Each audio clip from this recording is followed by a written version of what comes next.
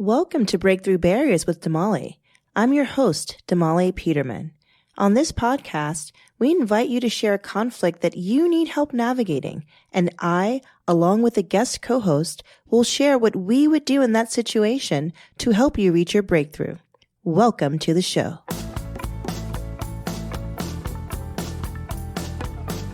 On today's episode, I am thrilled to have Leonora Vernon. Leonora, welcome to the show. Thank you so much for having me. I am honored to be invited. Oh my gosh. Truly. I remember the first time that we met many years ago now. I was so impressed and taken with you and your wonderful, gorgeous children that I just couldn't wait to do something like this with you. We've had so many fun escapades over the years. I know. Who would have thought we'd be here after meeting at Kidville or your Kids Club, wherever it was our kids introduced us. All great things start at Kidville or Kids Club, right? Exactly. It is one of those great situations where our kids met first and then we became friends, which is pretty awesome. Yeah, they just fell in love with each other and introduced us. And I said, oh my God, I want to be friends with Damali. She's amazing. Likewise.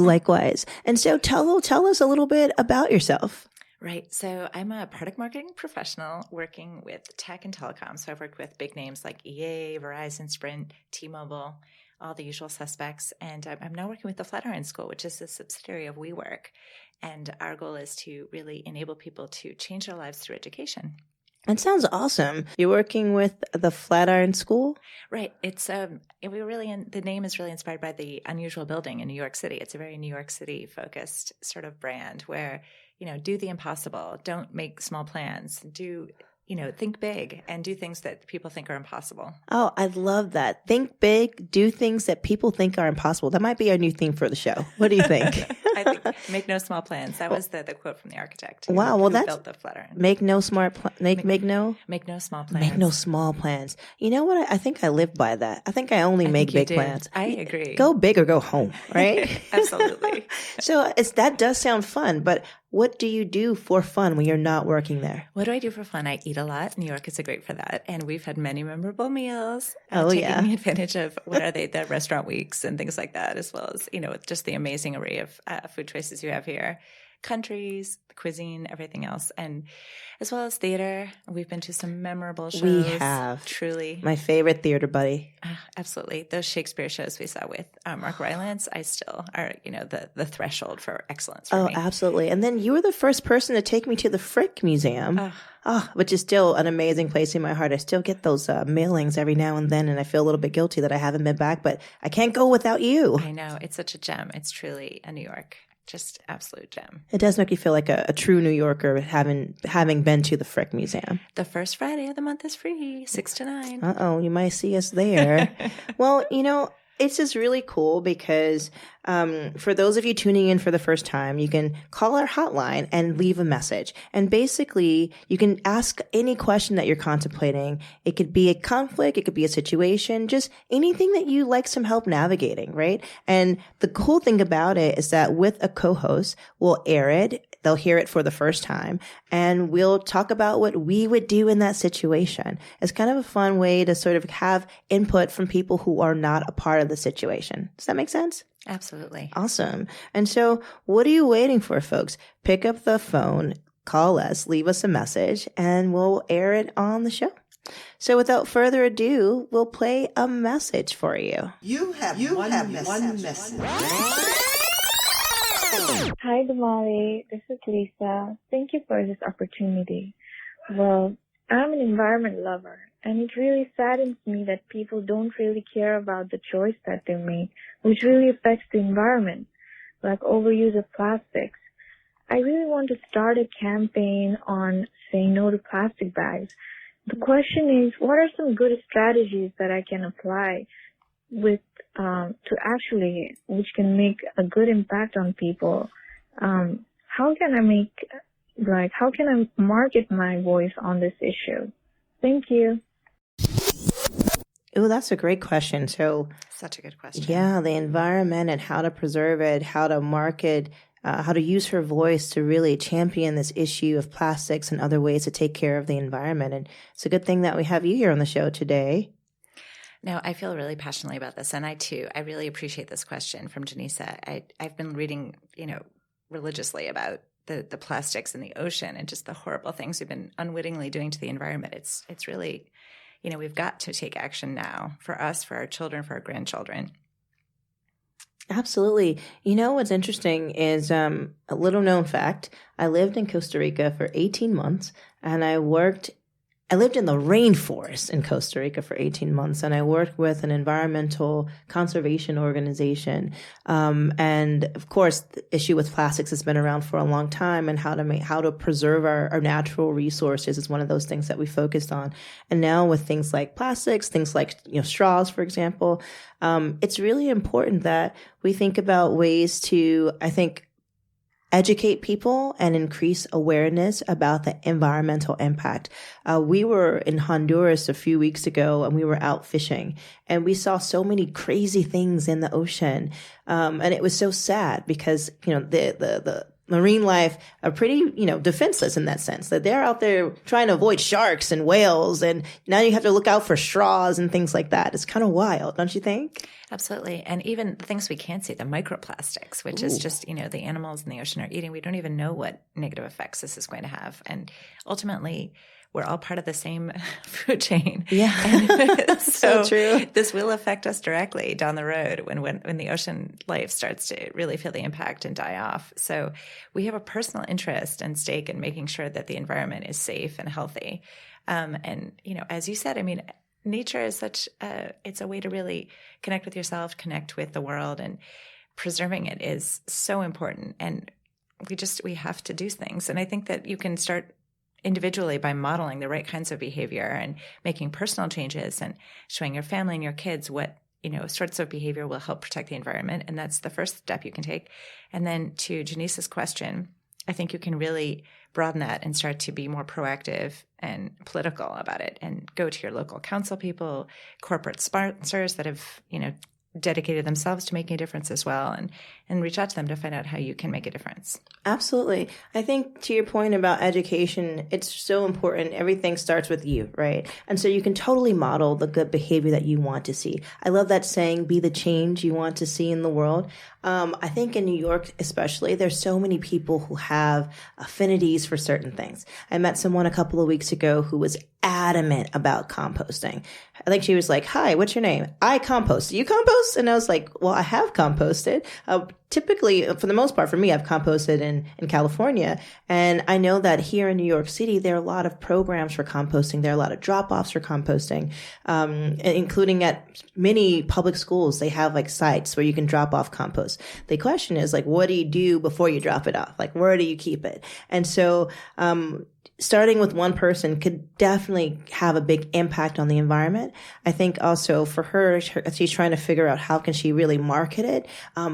The cool thing is social media makes it so easy to spread a message. I love that concept of something going viral. Maybe one day I'll go viral. I don't know. What do you think? I think you definitely have already. Oh my God. I would love that. But getting back on track, I think something that we can do is to, maybe she becomes really passionate about it. I know one organization called Futuro Verde, and Futuro Verde is focused on climate change. And the founders realized that there was a void in Latin America with content that was in Spanish. And so they started this organization. They have within under a year, over 100,000 followers. And every day they're blasting information about climate change and the impact that it's having disproportionately throughout the world, but also in Latin America, because again, there wasn't a lot of content being kind of distributed in Spanish. And so for Lisa, as far as how to market, go to social media. As if you're able to call and leave a message for us, I'm hoping that you have a smartphone that you can kind of use,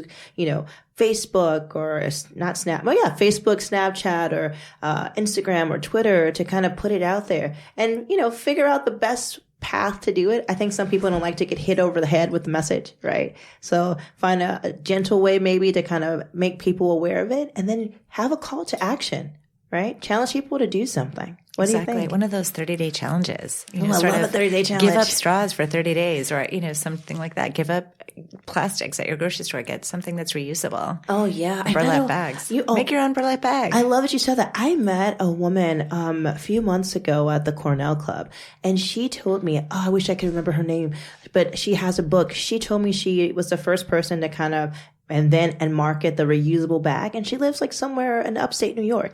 And she pulled out the bag and I was like, I know those bags. She's like, yeah, Damali, this was like 40 years ago. I was the first person to do it. And it's amazing. And so you're absolutely right. Like kind of having reusable things.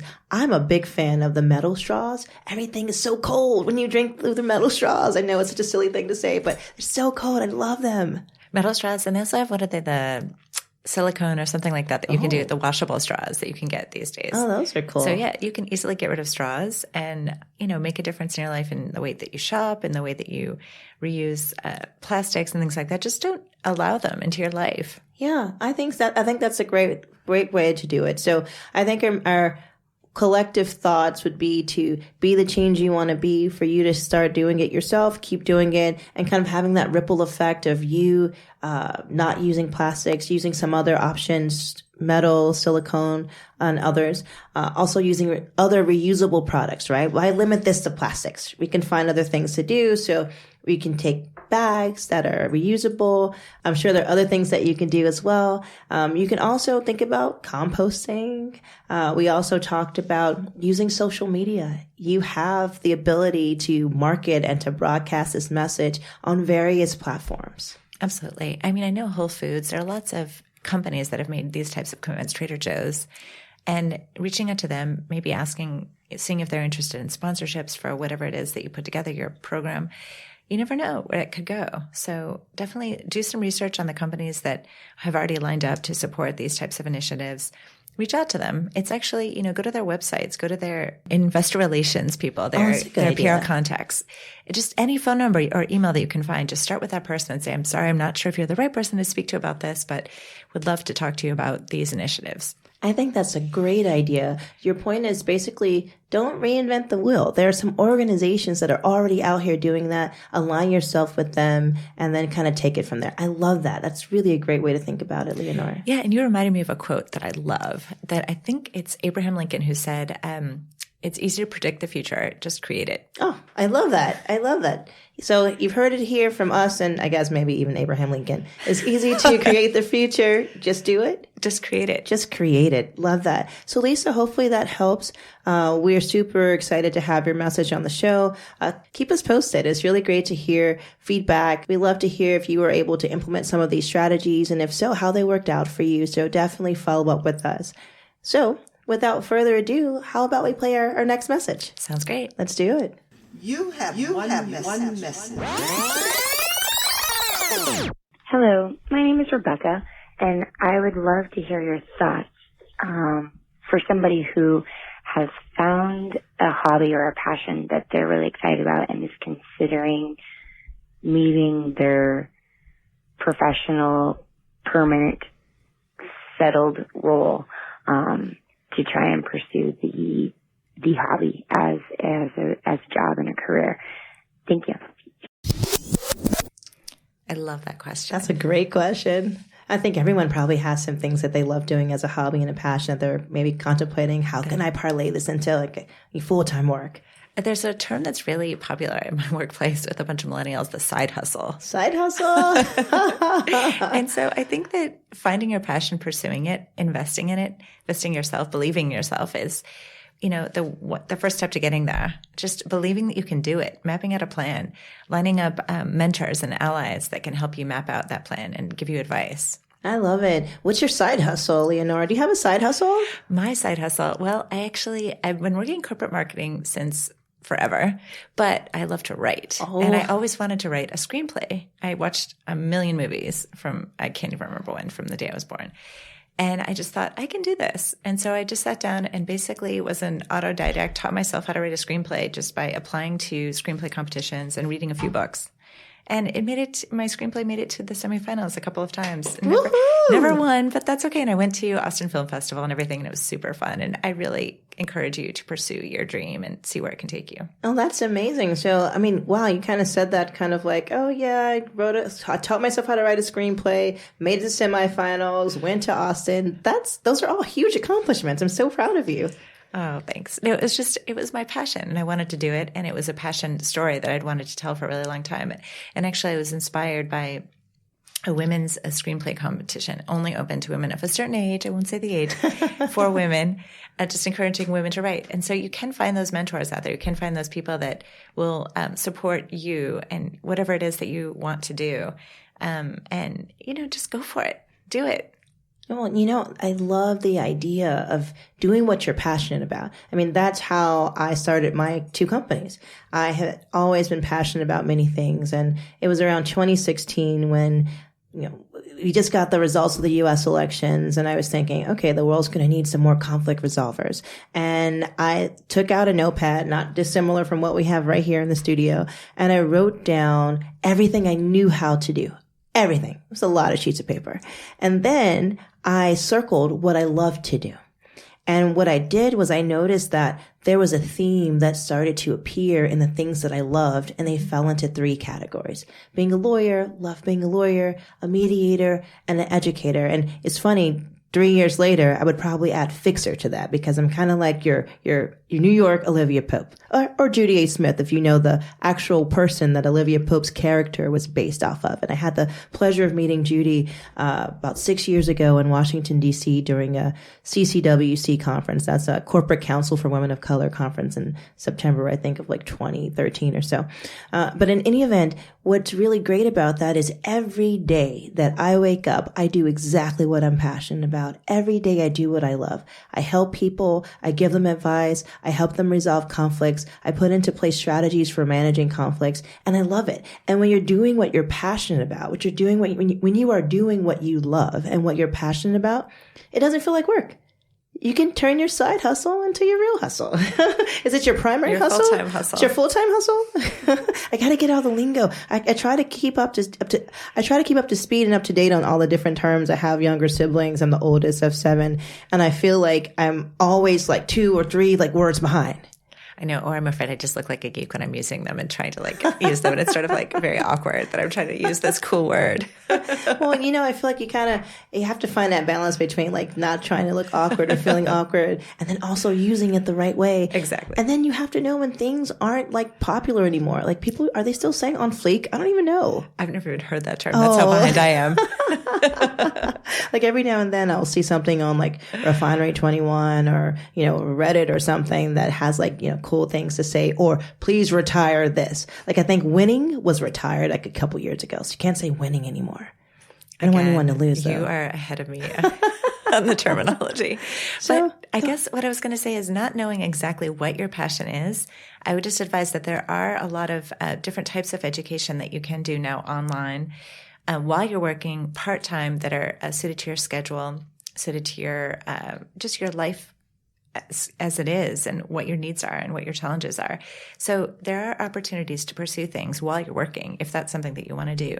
You can take online courses to learn how to design a website. You can take online courses to learn how to code and do all those things remotely and on your time frame. So these are all things that you can explore if you don't have the opportunity to leave your job and want to pursue your passion, your side hustle.